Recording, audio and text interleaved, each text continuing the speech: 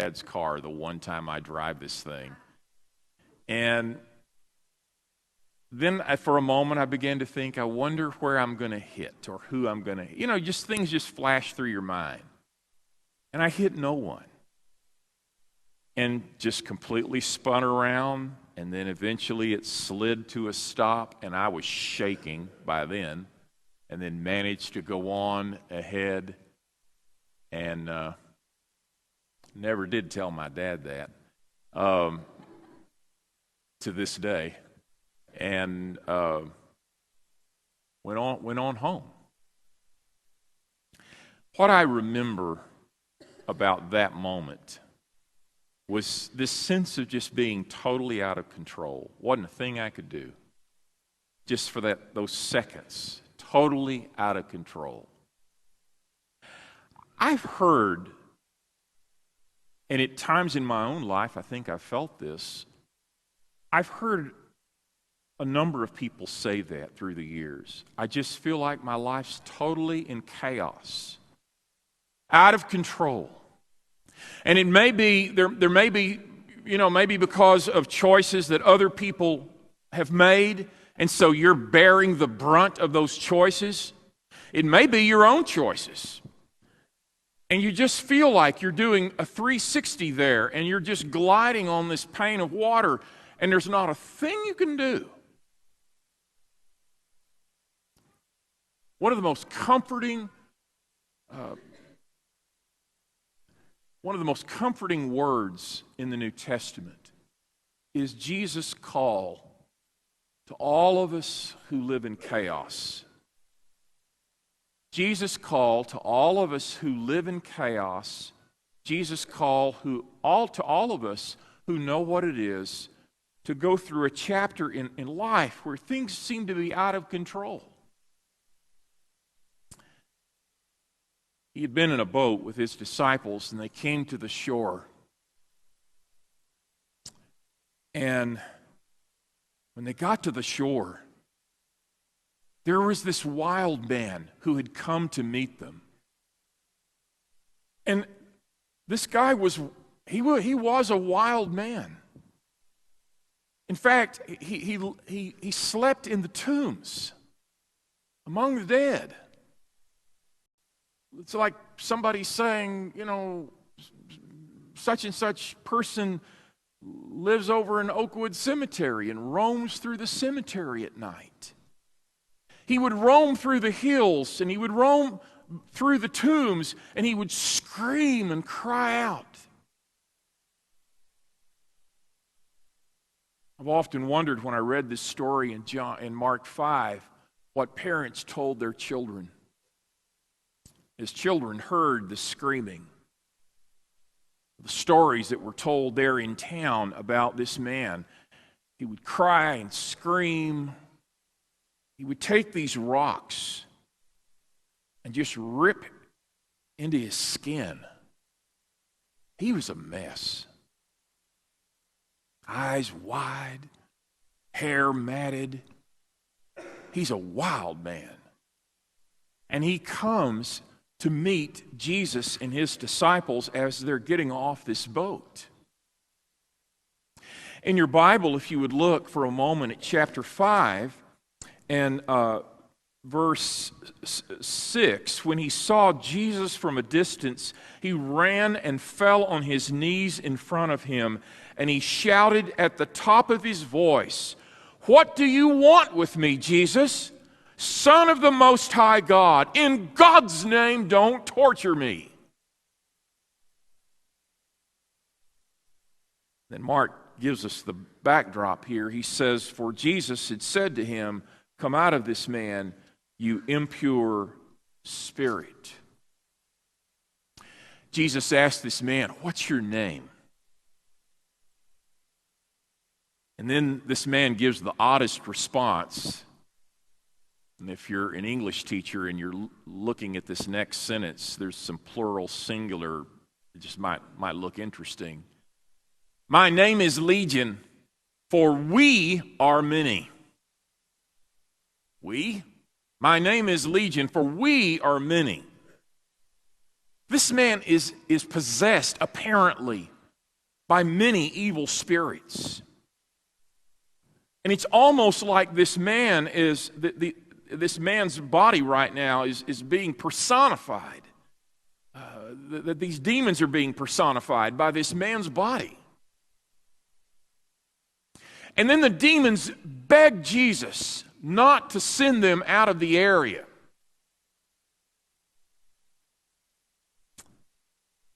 And there's a herd of pigs nearby. 2,000.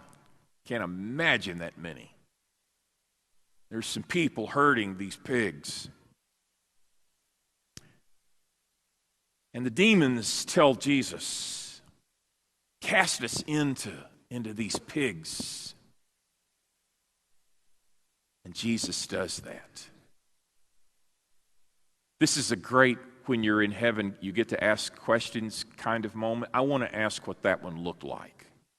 What is it like when you cast the spirits, the evil spirits, out of a wild man, and they go into all of these pigs, and the pigs just go wild, and they stampede, and they go off a cliff into the water, into the lake,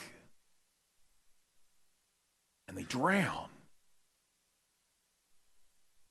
Now, if you're just kind of a normal person and you went to work that day and your job is working with these pigs,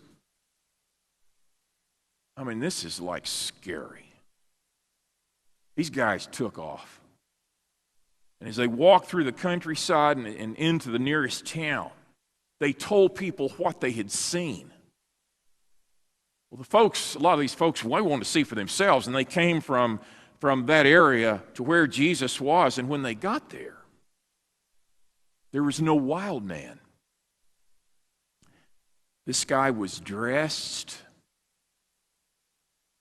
and in his right mind, Mark says.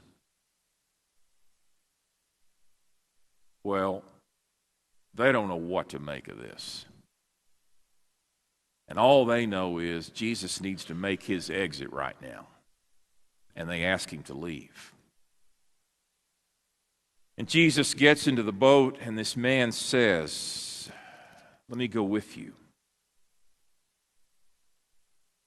And again, chapter 5, verse 19, Jesus did not let him, but said, "Go home to your own people and tell them how much the Lord has done for you and how he has had mercy on you."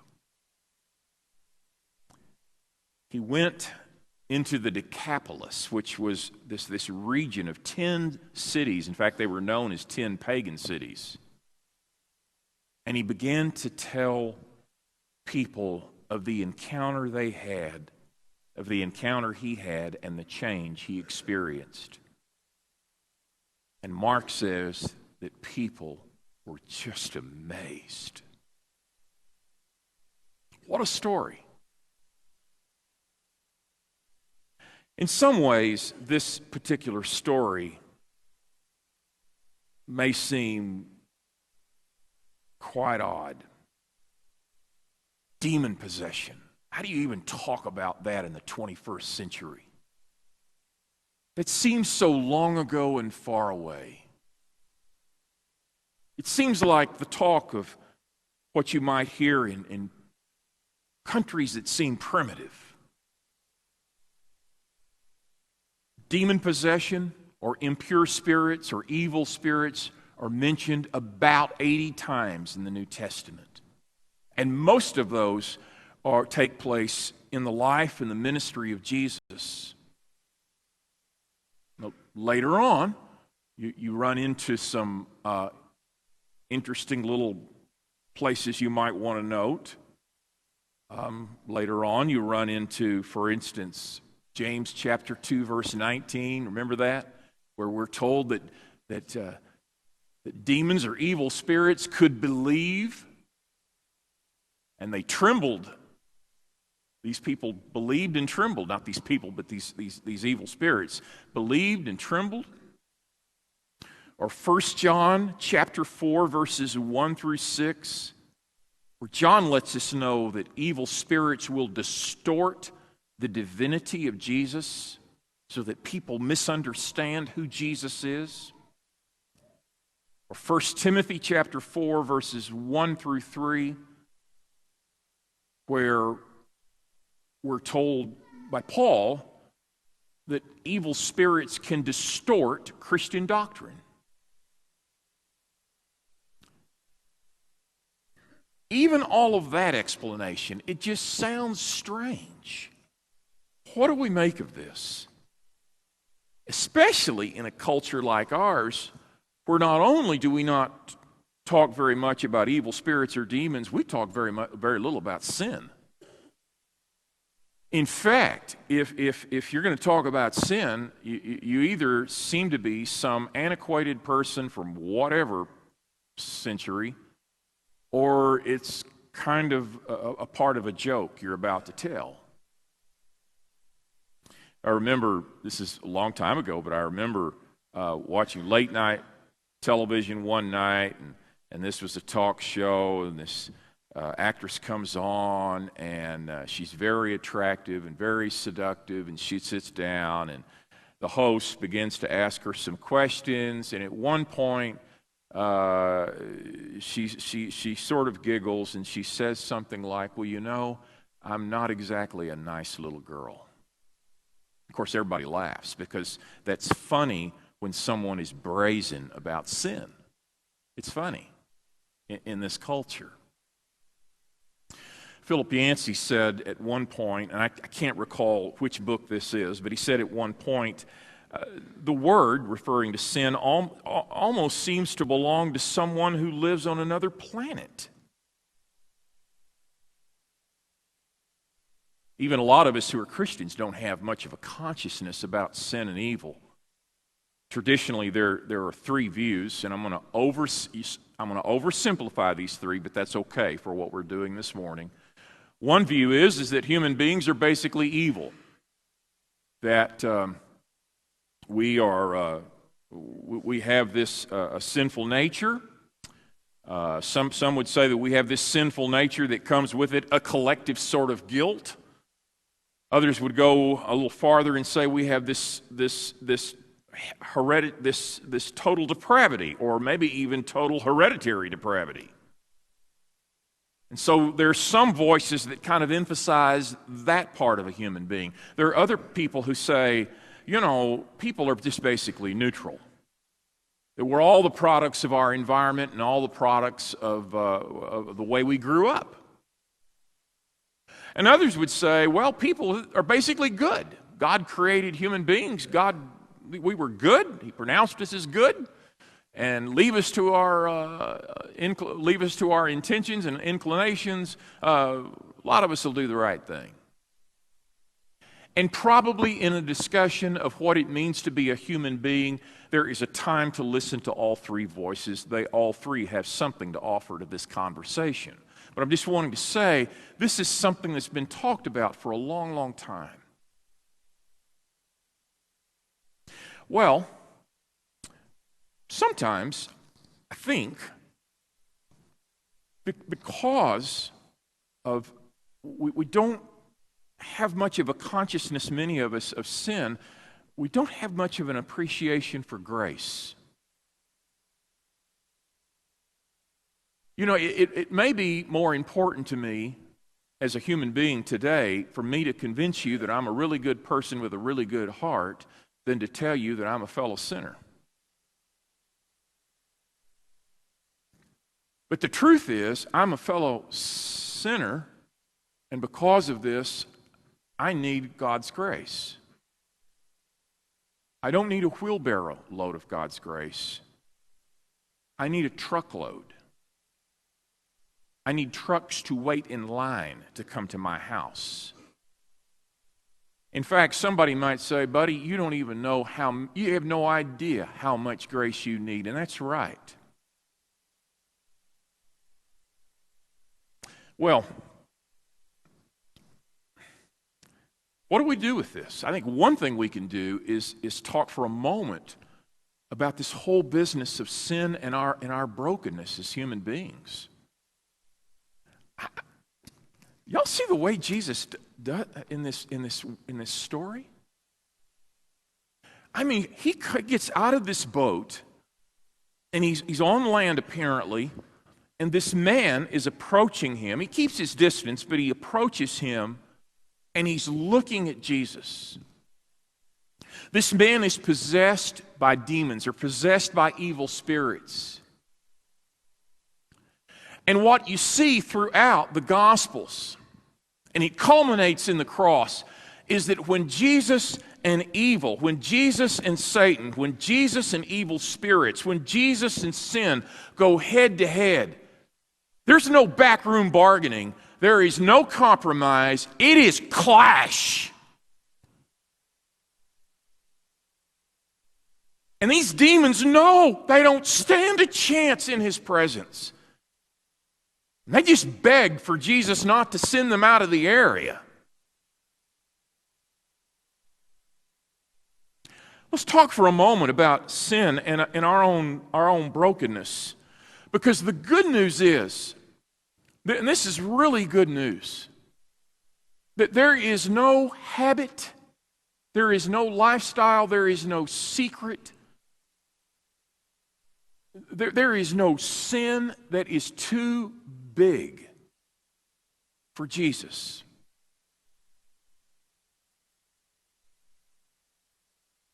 I remember years ago hearing a guy that ought to know better talk about a fella who some were trying to encourage to come to the Lord.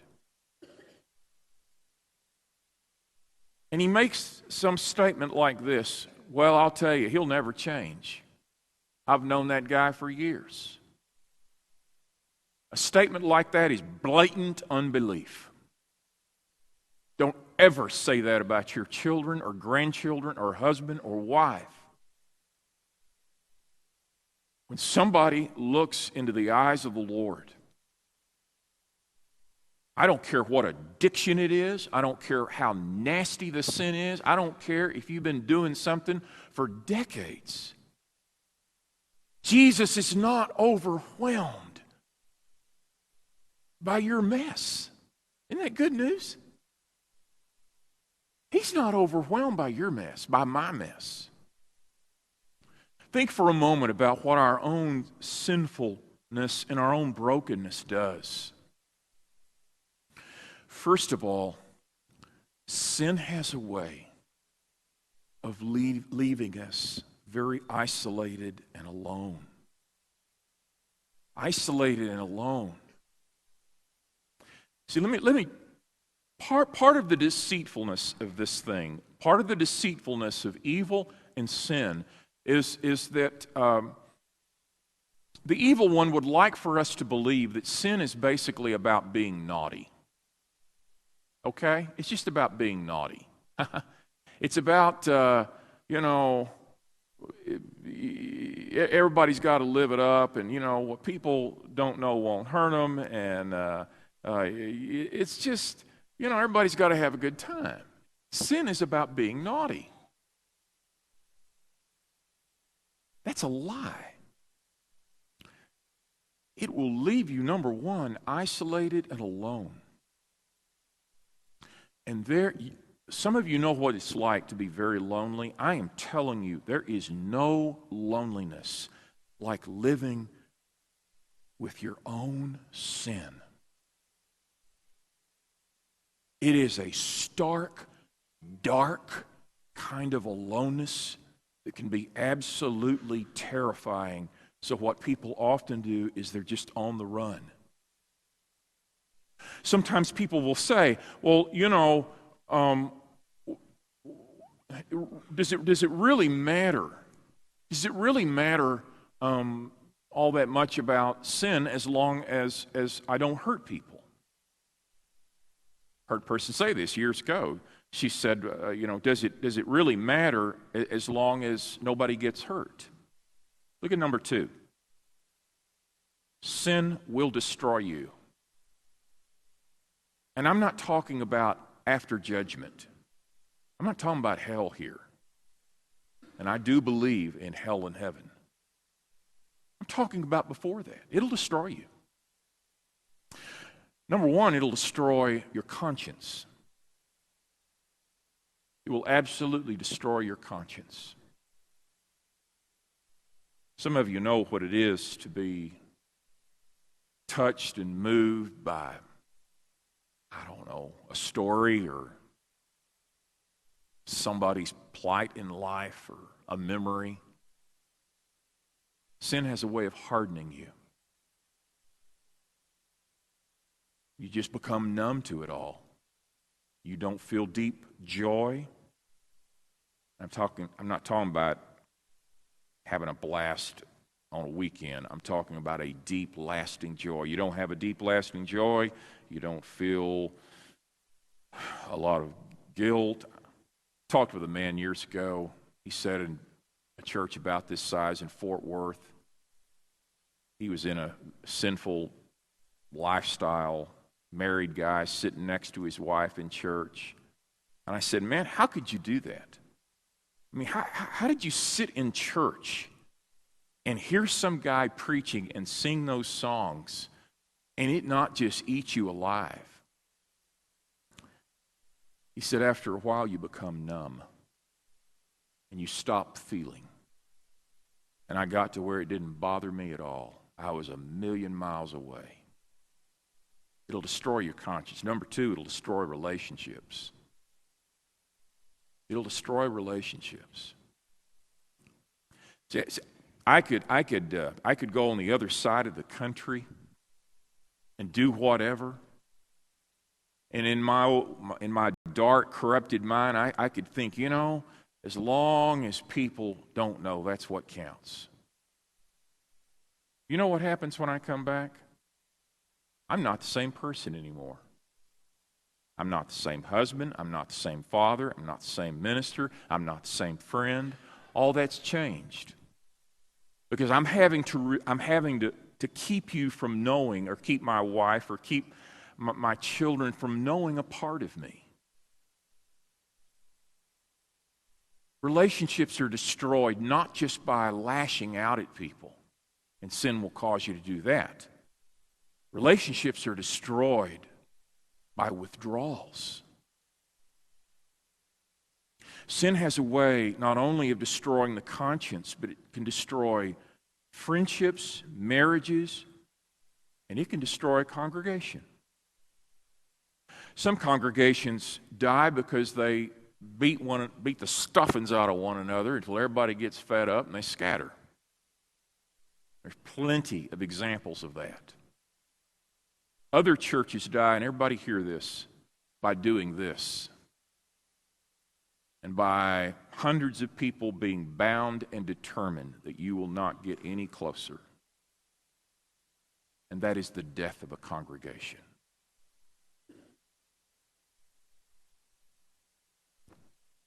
It's pretty deadly.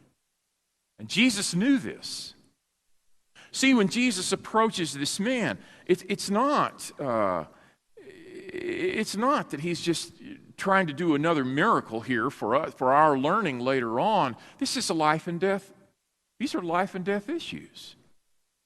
Sin leaves us isolated, alone. It destroys us, and finally, it'll leave us hydroplaning through life, wondering what will happen next. And you just feel like your life is in chaos and out of control, and you don't even know where to start in putting the pieces back together again. I love this story. Once again, chapter 5. Notice what happens to this man. Verse 15. These people come back to see what had happened. When they came to Jesus, they saw the man who had been possessed by the legion of demons sitting there, dressed and in his right mind. Isn't the Lord something? So one of the things we do when our lives are out of control, very often we do a lot of things to damage ourselves. Now, most of us are not going to take rocks and self-destruct. Maybe some other ways we come close to that. For most of us, though, we make these choices that are self-destructive, and we're not listening to nobody. We make choices that are self-destructive. And now Jesus has confronted these demons. This man is dressed. He's sitting there, and he's in his right mind. You know what is a really wonderful, wonderful thing about this story is that Jesus brings you back to what it really means to be human again. Jesus is not about spoiling your life or ruining your life or messing you up or keeping you from whatever it is that you need the most. Jesus is about creating in you the possibility to be fully human for the glory of God. And that's where this man is. Jesus says, I want you to go home. And I want you to tell people what the Lord's done. I mean, how else do you explain it? How do you explain the change in your life? And evidently, that's what he did. Now, you may look at this and you may think, my life's not out of control here. In fact, part of the American way, for me, we middle-class types, is we like to feel like we've absolutely got it under control.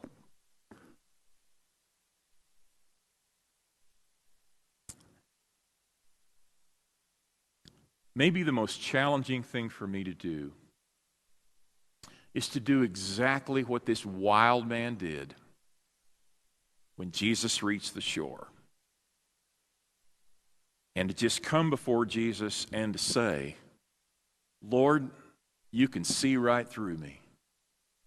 You're better than any x-ray. You're better than any MRI. You can see right through me. You know every inch of me. You know my calendar. You know every text message that I sent last week. You know every text message that I received. You know everything I did on Facebook last week, Lord. You know every thought I had. And here you are, Lord, even though you know absolutely everything about me. My good moments, my stupid moments, and my really sinful moments. You know everything about me, and you deeply love me. And Lord, I don't want to hide a thing from you. So that's what I love about this wild man. He just comes before the Lord with what he's got and who he is. And Jesus deals with his biggest problem. And isn't that good news this morning? He really does, and he really will deal with the biggest problem of your life and my life. And I know other people can be knuckleheads. I know people can just drive you crazy. I know you may be in a situation where you're being abused by somebody, or you may be in a situation where you feel like they're just ripping you off. I don't want to minimize that at all. I just want to say, start with you, though. Start with you. Say, Lord, you know everybody else's sin, but you know my sin, and I need to deal with you first.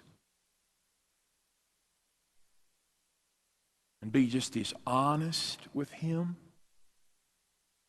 Make no excuses, no rationalizations. And come before him with that kind of openness. I've mentioned this before. Maybe some of you will find it helpful. One of the things I've tried to do in the last few years, I've tried to name my sins or name like when I'm in prayer to the Lord, I try to name that instead of make it sound a little bit more not so bad. For instance, instead of saying, Lord, help me to have a better attitude, I might say, Lord, would you forgive me for being so rude the way I was to Charlotte last night, the way I spoke? Lord, instead of saying, Lord, I pray that I might be more content with what I have. Lord, would you forgive me for sometimes being so greedy and wanting so much and whining, at least inwardly, because I don't have what I want. Sometimes when you just name those things like that, I found that very helpful. It brings out an honesty that I think most of us need, I think. Okay, the good news of all of this is that the gospel gives us a new start for 2013 and beyond. I don't know how to fix 2012. I don't know what to do with 2011. I don't hardly remember 2010. But 2013 is right here in front of us. And the biggest issue is not where you live, whether it's in the Tombs or in the subdivision. The biggest issue is your own obedience to the Lord Jesus. And let me tell you, He loves you, He offers His grace, and He wants relationship with you so badly. I encourage you to believe that Jesus is big enough to handle your life. So we're going to stop here. Be thinking this week, and if you'd start today, that would be helpful before we forget. Be thinking, what is it? Like that wild man that came before Jesus, what is it that I need to just bring before Him right now? What is it in my life? What is the secret? What's the habit? What's the attitude? What's the behavior? Whatever it is, start there. Come clean before Him and know that He will do battle on your behalf. He'll do battle on your behalf. It's not all up to you. And He'll cleanse and forgive you. Why don't we sing for a moment? Some of our elders will be at the back, some will be at the front. I encourage you, during this song, go pray with these folks. Pray for your